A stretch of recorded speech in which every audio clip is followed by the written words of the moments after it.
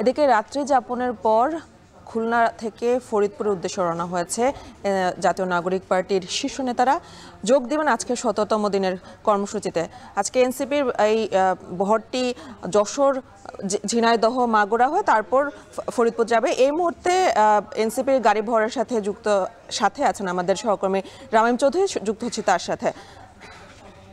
রামিম, আপনি তো এখন এনসিপির গাড়ি বহরের সাথে আছেন, তো এই মুহূর্তে আসলে এনসিপির এই গাড়ি বহরটি কোন জায়গায় অবস্থান করছে আর ফরিদপুর যেতে কত সময় লাগবে, আর আজকের কর্মসূচি সম্পর্কে বিস্তারিত জানাবেন। আমরা এই মুহূর্তে রয়েছি কিন্তু খুলনার যে ফুলতলা ঠিক কাছাকাছি, এবং এই গাড়ি বহরটি কিন্তু কিছুক্ষণ আগেই খুলনার শিববাড়ি মোড় এলাকা থেকে বের হয়েছে, এবং এখানে কিন্তু এনসিপির কেন্দ্রীয় যে নেতৃবৃন্দ নাহিদ ইসলাম, সার্জিস আলম, হাসনাত আবদুল্লাহ, তারা সবাই কিন্তু এই বহরে রয়েছেন। গতকাল রাতে কিন্তু তারা খুলনাতে অবস্থান নিয়েছিলেন, এবং খুলনায় অবস্থান নেওয়ার পরে কিন্তু তারা এই আজকে এই সকালে ৯টার পরে কিন্তু তারা বের হওয়ার প্রস্তুতি নিয়েছেন, এবং তারা কিন্তু ফরিদপুরের উদ্দেশ্যে যাচ্ছেন। এই ফরিদপুরে কিন্তু তাদের আজকের যে জুলাই পদযাত্রার যে কর্মসূচি রয়েছে সেখানে তারা যোগ দেবেন। এখানে আমরা কথা বলেছিলাম কেন্দ্রীয় নেতাকর্মীদের সাথে, তারা যেটি বলেছেন যে তারা কিন্তু যশোর হয়ে মাগুরা হয়ে কিন্তু তারা ফরিদপুরে পৌঁছাবেন, এবং পথিমধ্যে কিন্তু তারা কোথাও কোনো সভাতে যোগ দেবেন না। সরাসরি তারা ফরিদপুরের যে সভাস্থান রয়েছে সেখানেই তারা যাবেন, এবং ফরিদপুর থেকে কিন্তু তারা তাদের যে সভা, জুলাই পদযাত্রার যে সভা, সেই সভা কিন্তু তারা করছেন এবং করবেন, এবং সেই সভা শেষে তারা রাজবাড়িতে গিয়ে আরেকটি সভা রয়েছে সেখানে তারা যোগ দিবেন।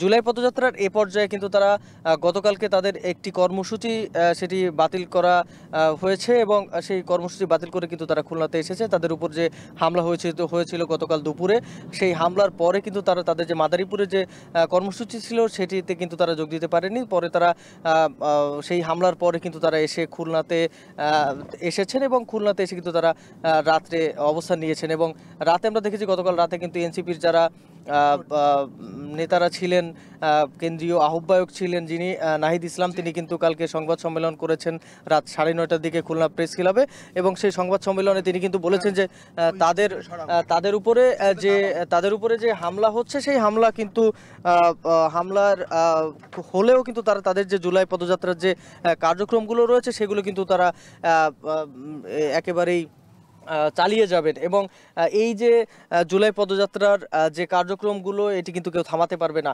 তারা এই কথা কিন্তু বলছেন। এবং মাসব্যাপী তাদের যে কর্মসূচি রয়েছে সেই কর্মসূচি কিন্তু তারা চালিয়ে যাবেন। এবং এখন আমরা যশোরের পথে, যশোর হয়ে মাগুরা হয়ে তারপরে কিন্তু তারা যাবে ফরিদপুরে, এবং যশোর পর্যন্ত পৌঁছাতেই কিন্তু প্রায় 1.5 থেকে 2 ঘন্টার মতো সময় লেগে যাবে। এরপরে কিন্তু ফরিদপুর পর্যন্ত পৌঁছাতে তাদের প্রায় 3 থেকে 4 থেকে 5 ঘন্টার মতো সময় লাগতে পারে বলে ধারণা করা হচ্ছে। তো সব মিলিয়ে এই ছিল আমার কাছে এনসিপির গাড়ি বহর থেকে সবশেষ খবর। আনি, ধন্যবাদ রামিম আপনাকে। এনসিপির গাড়ি বহর থেকে যুক্ত ছিলেন আমাদের সহকর্মী রামিম চৌধুরী। অন্যদিকে এনসিপির আজকে জুলাই পদযাত্রার খবর সংগ্রহে ফরিদপুরে আছেন আমাদের সহকর্মী জাওয়াদ মাহমুদ, সরাসরি তার সাথে যুক্ত হব। জাওয়াদ, ফরিদপুরে আপনি আছেন এবং আপনি জানেন আজকে এনসিপির যে কর্মসূচিটি হচ্ছে সেটির প্রস্তুতি আর নিরাপত্তা সম্পর্কে আমাদেরকে একটু বিস্তারিত জানাবেন।